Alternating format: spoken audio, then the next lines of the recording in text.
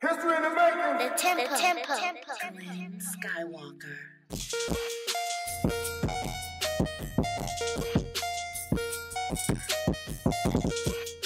The tempo. Everybody shoot. And any young kids that start to go, It seems familiar. Yeah. So I called him. People, hey, you famous now, man. You know what I'm saying? That joint coming soon. You know what I'm saying? The tempo. I on dick. Hey, that should be making me so bad, bro. I don't know how y'all was raised, but I was raised to fight. Smile like, hey, bro, stay in your lane, bro. Hey, bro. I'm back in your DMs. What's up, bro? That's all the fuck I gotta say. Try to go back in the past, he will fuck up what you going through now. The tempo. Alright, we're finally in the building. Alright, this is actually my first live stream. Let me go ahead and get together. I want to thank everybody for listening. We're going to talk about it today. There we go. Alright, now we're back good to go. Alright, so anyway, thank everybody for listening to the Tempo Show. You know what I'm saying? You know, it's your boy Tempo. Been on a hiatus for a little while, and we're going to get into that.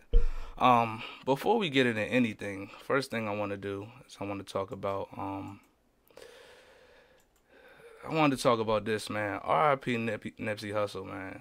Actually, I've been listening to this man since actually I was in college. Like, he used to have mixtapes. I remember we used to have this dude on campus and shit, and he would have all sorts of big wild ass mixtapes from all types of different dudes I ain't never heard from. And I heard, I'm trying to remember what mixtape it was, but I heard Nipsey Hussle on one mixtape, and I was like, yo, this dude is fire. You know what I'm saying? And so everybody's probably heard rapper Nipsey Hussle has been pronounced dead at the hospital after being shot outside his clothing company in South Los Angeles.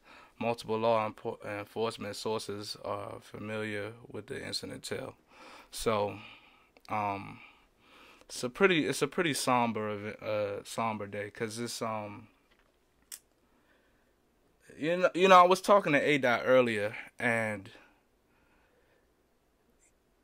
you know we were actually scheduling a show to talk about political differences and things of that nature, but oh God, man, it was like when we heard about, you know, Nipsey being killed, it was really fucked up, because this dude, whenever you heard this guy's name, it was just all about positivity and promoting, you know, black community and wellness. And, you know, he had got with Lauren London, and he was just being an exemplary figure in the black community, a strong male, not afraid to say what he thinks, not afraid to really call out some of the injustices that was going on. And he wasn't just talking it like a lot of the rappers do. He was actually in his community serving them, you know. So it's kind of got me in a fucked up mood. And I'm gonna be honest, what I really wanted to talk about was just, this is a perpetual theme that just keeps going. Like we'll have some a rapper that we all fuck with, and next thing you know, he gets murdered, or we're talking about beef, and I really believe it's the culture. Like, we gotta start changing the culture, to be honest with you. We really do, because if we promote in our culture, if we promote violence and we promote, like, you know, shooting guns and doing all that, and to be honest, this guy wasn't doing it. That's really one of the fucked up part about it. You know what I'm saying? But the culture itself kind of promotes violence, and one of the worst parts is just that it's almost an incentive to do big wild shit in order to get your name up. And that's what, you know, young kids is learning. They're learning how to do big wild shit. Like it's like, if you want to get attention, do the biggest wildest shit. Either, you know, rob somebody, take their chain, get on World Star, whatever you want to call it. Oh yeah. Feel free, www.dmvspeaks website. This will be up on there soon. Go ahead, check out some interviews and things of that nature. And if you have any questions, I see a couple watching. So feel free to drop a question below and shit like that. But yeah, man, it really has me in a fucked up mood. And actually, I wanted to shout out SKE. Yeah, I worn the shirt a lot in a lot of my podcasts, and it's the Stop Killing Each Other movement. You know, what's the name? SK Rallo or whatever. You know, him and his man started it, and they really doing a lot of good things in the community. So if y'all can go to SK Movement _TV, you know, purchase some shirts, you know, go to their events, you know, because they're promoting positivity. And you know, the only way we're gonna get out of this is if we start promoting a culture of just being better. You know what I'm saying? Like, and not about guns, not about who trying to be the biggest shot, money, power acquisition, these things. Nah, about, you know, lifting up your fellow man and representing for your community. And that doesn't mean, you know, don't defend your community. You know, that's why Nipsey Hussle was so lit, because, you know, he was a nigga that was ready to go to war for the things that he believed in. So yeah, it's been kind of it's a somber moment, but you know, let's go into some lighter things. So one of my biggest things, one of the reasons for my hiatus was I've been going through some issues with you know, my job and things of that nature, and I've made a couple mistakes, and I've been trying to rectify them. And then, you know, in the midst of me trying to like get my stuff together, you know, somebody had you know, I ain't gonna mention no names and things of that nature, and we ain't even gonna do the drama shit, but you know, somebody flattened my tires. You know what I mean? They wrote them out. I mean, y'all probably seen the post or whatever. I took it down, but you know, people flattened my tires, wrote stuff on the joint just because, you know, I said I didn't want to be with them. You know. And it wasn't even recent, so it's like, you know. And the first thing people always want to say, it's funny when I was telling the story, because every time I was telling the story, like, yeah, man, like this girl freaking, you know, wrote "fuck you" on my car and slashed my tires and shit, and they was like, well, shit, what did you do? And you're like, why is that always the first fucking shit that people think about? Like when a nigga get his car, his shit slashed and all that other big wild shit. That's so fucking dumb to me, because it's like, with a female, it's like if you see a female that like got beat the fuck up, your first you know, question to her ain't gonna be like, well, what did you do? What did you say to him? Like, what the fuck? Like, I thought we don't do that blaming the victim shit. You know what I'm saying? So that shit fucking retarded. So that shit kind of threw me for a loop. But you know, trusting in God, and you know, God's gonna hold me through. So. And after I realized that, it was, you know, my spirits was back up and everything was good to go, man. I'm very happy. Things are going in the order that I want them to go, so everything is good. So let's take a look at one of the first videos I wanted to show. Let's try. The tempo.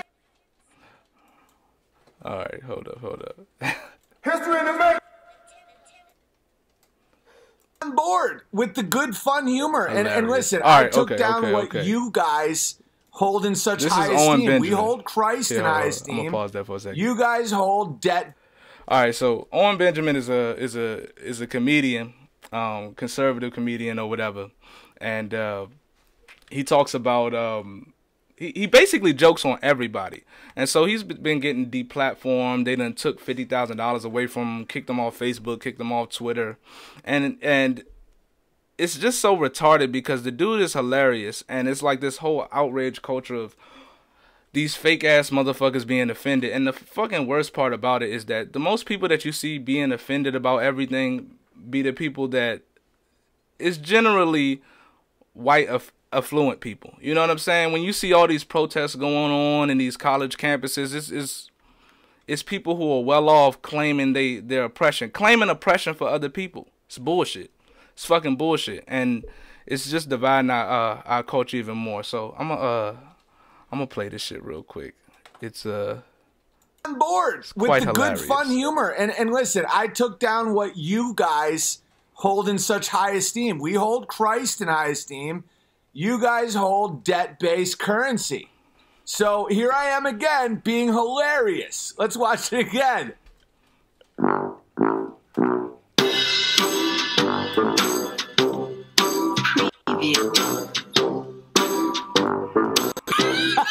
This is great comedy. nigga's fucking retarded.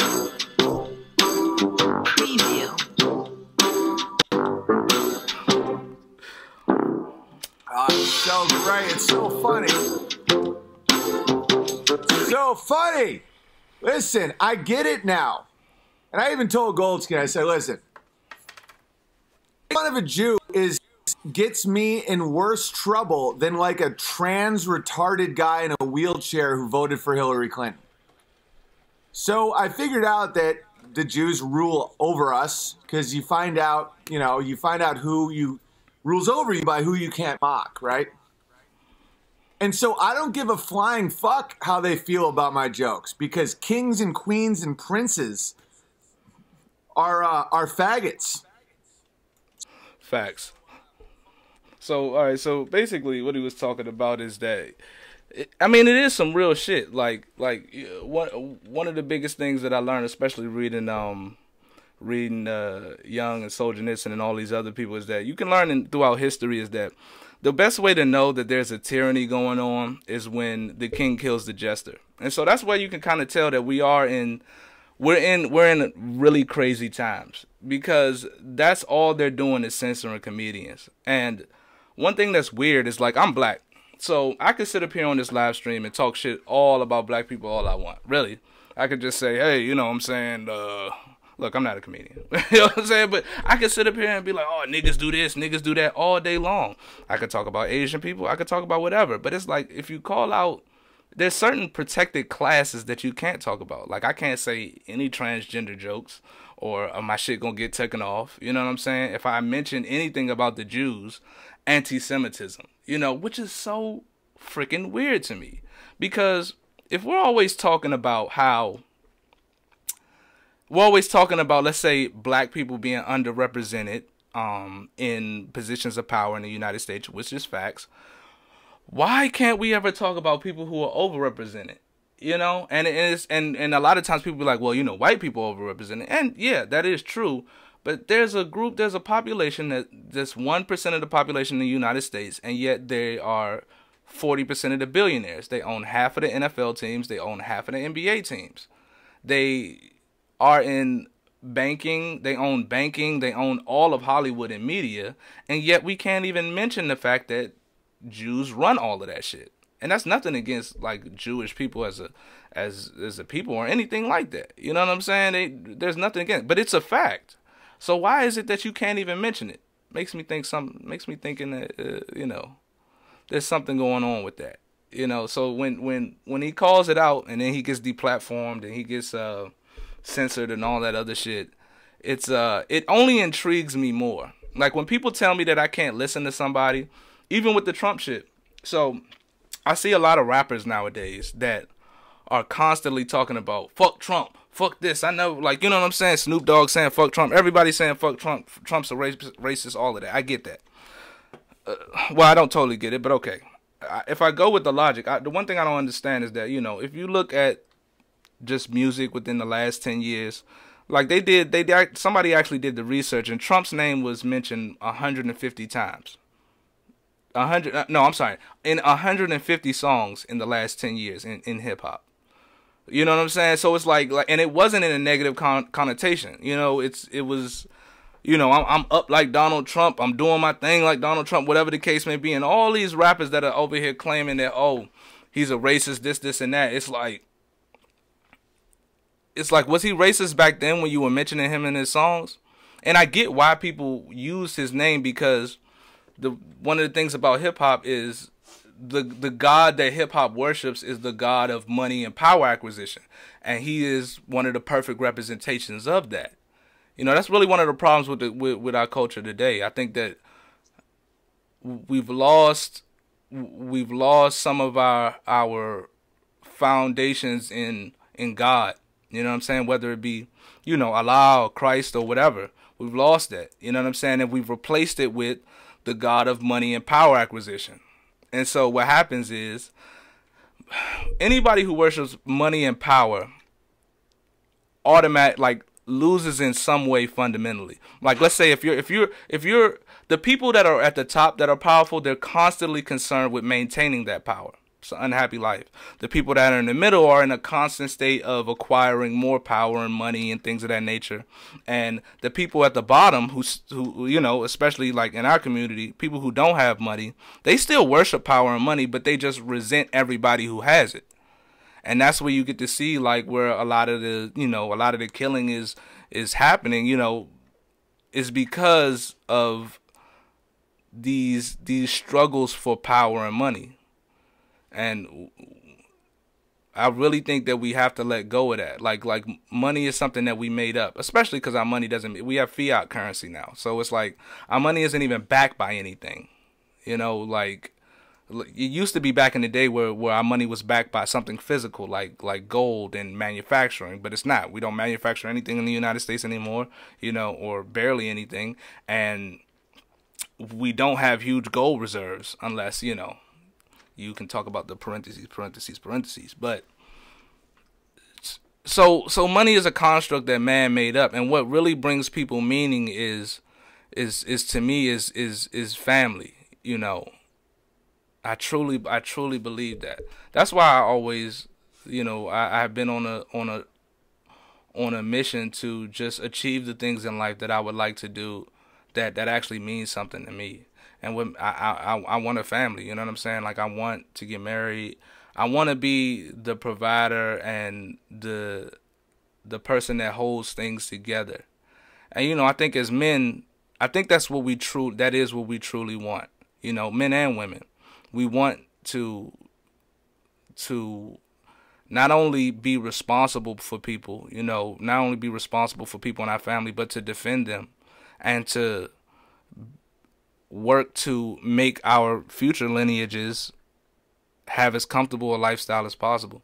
So I think if we get back to that, we'll stop fighting over the bullshit. You know, if we stop, men got to stop blaming women for everything. It's not women's fault all the goddamn time. Like, come on now. Like, and I used to be in that fucking trap where I would just be like, oh, what is the women out for? And I wasn't taking responsibility. That's really what it was about. I wasn't taking responsibility for the things that I was doing that weren't advantageous to me being able to create relationships.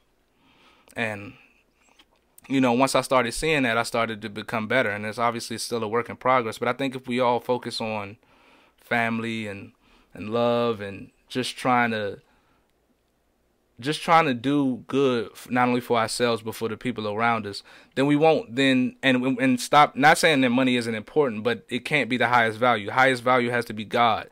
Then after God, it's, you know, yourself. And then after yourself, it's your family and children and things of that nature, you know. And I think that's the way to go, you know. And anybody that advocates that, I'm with that. Just to keep it 1,000, I'm with it. You know what I'm saying? What does that say? Yeah, like,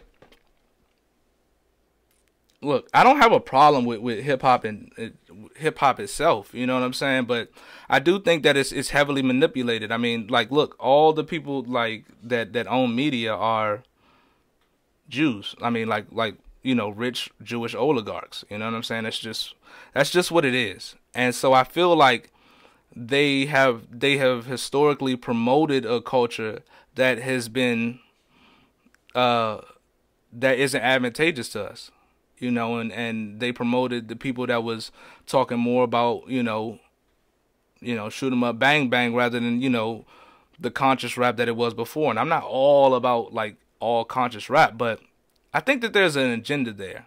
That's why I don't believe in the Democrat. That's why I'm not with the Democratic Party, because I feel like we've given them so much fucking leeway. So much fucking leeway. You know what I'm saying? And they haven't done nothing for our community. If you look at the communities right now, they not only are they worse off than they've been, but they're tearing down, they're dismantling our communities as well. And it's because we can't defend ourselves anymore. We abort half the kids. You know what I'm saying? There were more kids aborted last year than were born. And fathers aren't in the home due to, you know, I would say, not only social engineering, but obviously Jim Crow, and then the welfare state, and not being able to have, you know, not having, you know, fathers in the home. And we've just been pitted against They pitted the men against the women, and so our families are broken. So we're the most easiest to manipulate at this point in time. So that's why we got to focus on family first. Like all this power acquisition, it's not gonna, like, you can look at Detroit, New York, DC, all black-run governments, all majority black-run governments. You know, and are black people living any better?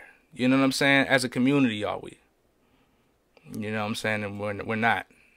And it's not inherently because of racism. It's because of, although racism plays a part, like it's because we don't take responsibility, both men and women, for taking care of our home. And we can't look to the government. The government ain't never saved any community. If you look at it, like when the Chinese came over, the Chinese are crushing right now. But when the Chinese came over, you know, they were brought over as indentured servants to build the railroads in the early 19th century.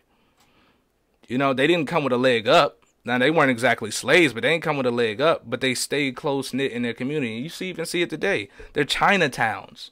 You know what I'm saying? Like they have their own, like down there in D.C., there's an Asian liaison police department. Because they don't fuck with the police that don't look like them. They need their own police. That's what we got. That's what we have to do. You know, we're not gonna get there blaming each other and calling everybody that disagrees with somebody Uncle Tom's and all this other bullshit. You know, we gonna have to work together and stick together and defend each other regardless.